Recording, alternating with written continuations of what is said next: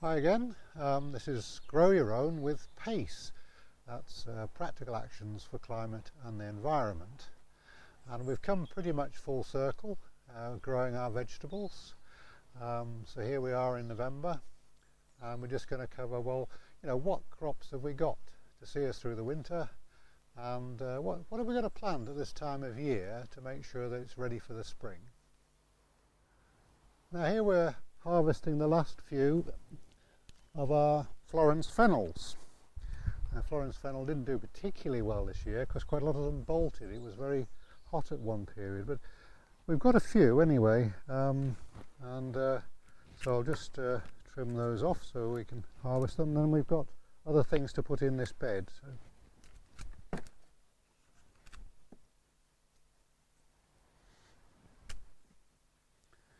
Florence fennel, lovely for stir fries. Right, so I'm going to put these autumn onions in. They're frost hardy, so that'll get them going early in the spring. So make sure they're the right way up. There we go. 2 rows of those. I've just made a little measure there, look, so that these are about 15 centimetres apart. Could go a bit closer really, but quite light land here, so give them a bit of space, I think. Just go down the row. Right, here we come, down towards the end of the row. These are called radar, this particular type of onion. Sometimes called Japanese onions, because they're prepared for the winter. Right, okay, that's the onions. Now some shallots, again treated so they're okay to go in the winter. They'll root and be ready for the spring then. You can of course put these in very early spring, but I think they do a bit better if you do them at this time of year. So now these need to be a little bit further apart because they're a bit bigger, so about 20 centimetres apart for them.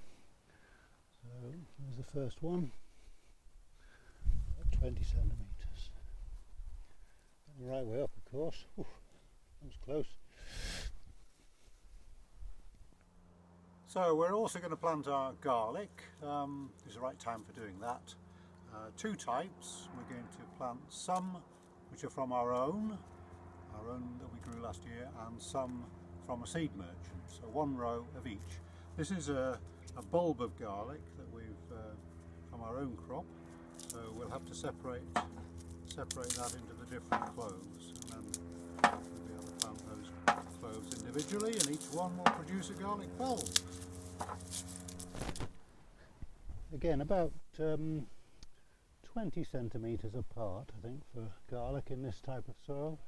If you've got a heavier soil, then you can get a little bit closer with these cloves, or with the onion sets. But, make sure you get them the right way around again. They'll sprout their roots from the bottom there, and they'll be up fairly soon actually. They come up in November, and then they'll sit there all winter just getting their roots sorted out so they're ready to really go in the spring. Right, so I'll go back up the way with our own garlic cloves. Again, trying to get them. I mean, the reason that you don't have to plant them exactly a distance apart, obviously, they'll grow anyway, but the advantage of having them roughly the same distance apart is when it comes to weeding. When it comes to hoeing between them, then that's when you need the space. Right, I'm just coming to the end of the 2nd row of garlic, and so that should keep us in garlic for the whole year actually. And that's the autumn allium bed done.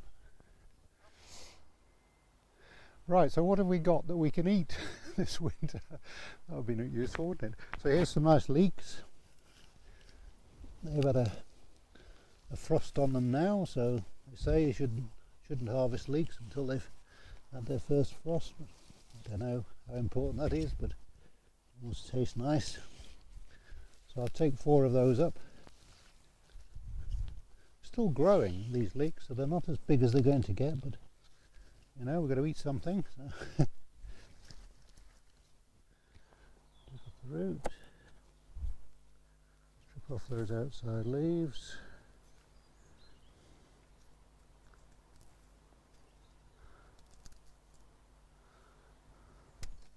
Take off the top. Right, so we've got some celeriac ready here, so I'll take one of those up.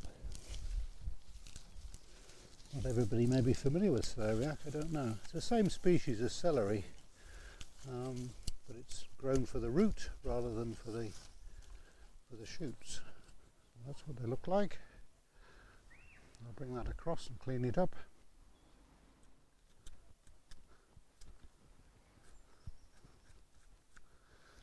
There we go.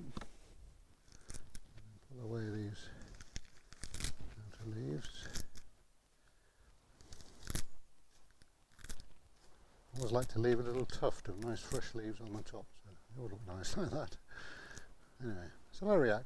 Now the brassicas are also very important winter vegetables, aren't they? And here they are inside the cage. Stop the pigeons getting at them. If this wasn't here, then the pigeons would have a field day. So in here we've got some Savoy cabbages on the end there, so they won't be ready until maybe January or something like that. Brussels sprouts are only just forming, so they're quite late, December, January, February. Here we've got some cabbages. Those are the famous kiloton cabbage, and then behind them there is that's purple sprouting broccoli, so that won't be ready until February or March. And in between we've got some parsnips here. So first of all I'll get a cabbage. Yep, a cabbage, pull that one out.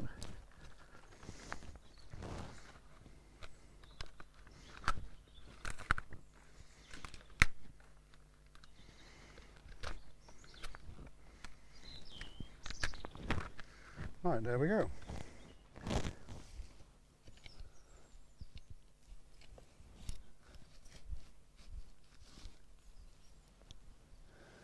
Hey, parsnips. These are our first parsnips. So these will keep us going the whole winter. Oh, not a bad size. Okay. No, not bad at all. A smaller one. These ones haven't grown so long, but they're pretty big. A stumpy rooted one there. Yep. Oh, there we go. Now here we've got some rainbow chard, which will keep going most of the winter. You can eat both the stems and the leaves. The leaves are like spinach. Stems are good in stir fries, lots of things good in stir fries.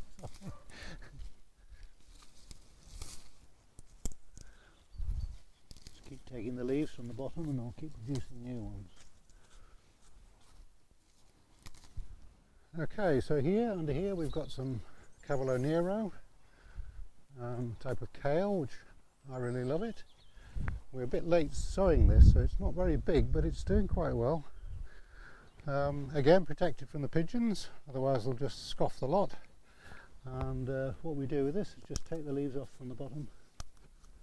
Take a few from each plant.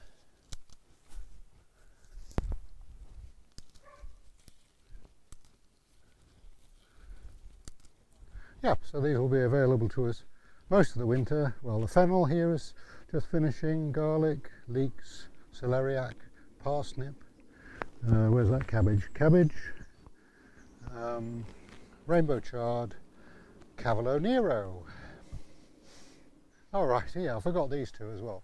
So butternut squash, and this is a gem squash here. So we've got several of those to keep us going. One other thing we can do at this time of year is, of course, to sow our broad beans. So you need a hardy variety like Aquadulce or Aquadulce Claudia. Those will do well. So I've taken out a trench here because I'm going to put some ash in the bottom of the trench. You probably know beans like ash. We're just after bonfire night, so there's always a good signal for you to plant your broad beans just after bonfire night. So I've got some ash here which we've taken from our bonfire. It's still quite fresh, that, so it can be a bit caustic if it's like that. So I'm just going to water that down first.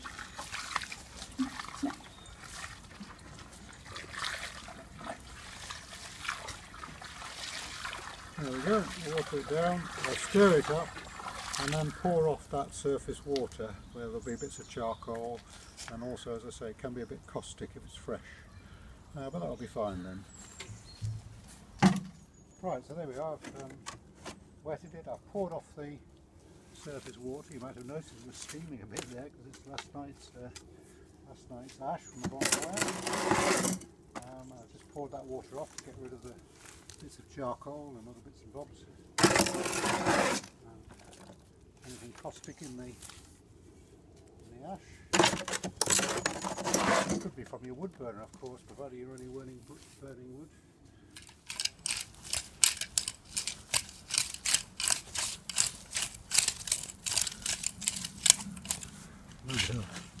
Let's fork that in. Quite well below the beans, because the beans are only going to be in about 2 inches deep. So this will be below them here. Not all vegetables like ash, remember that. But broad beans do. Quite a lot of the beans do. So I'll cover that over now.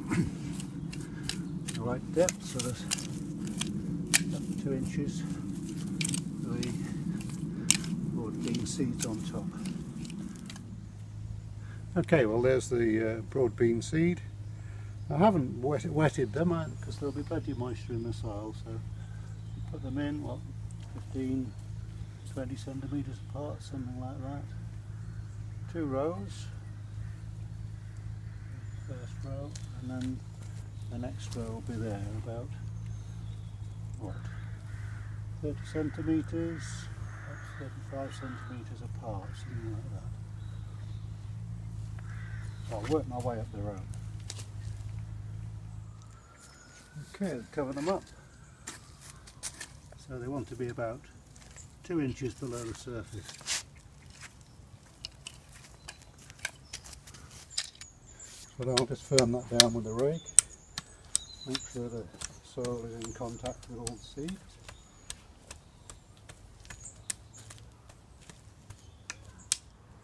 Yeah, broad beans seeds, this type anyway, are tough as old boots really.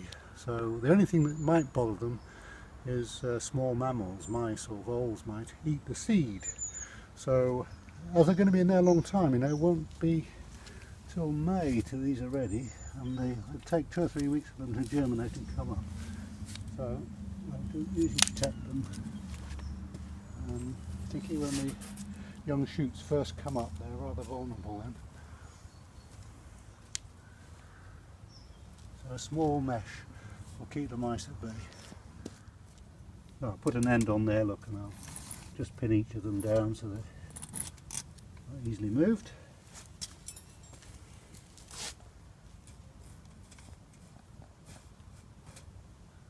So this episode's been about some of these lovely winter vegetables, the ones which are relatively easy for you to grow. You have to plan, you have to get them in at the right time. In fact, a lot of this is about timing. Broad beans in now, for example, the onions and the shallots and garlic, so they're ready for the spring. But very, very satisfying, I think, to grow some of your own vegetables. Lots of people are interested in that. Of course, we have some failures, some things don't work. We're always going to get a few like that, but don't let it put you off. Most things are keen to grow and keen to produce some vegetables for you. You won't be able to grow everything you need, so you're going to have to shop. So when you're thinking about shopping for vegetables, then choose local produce, choose seasonal produce.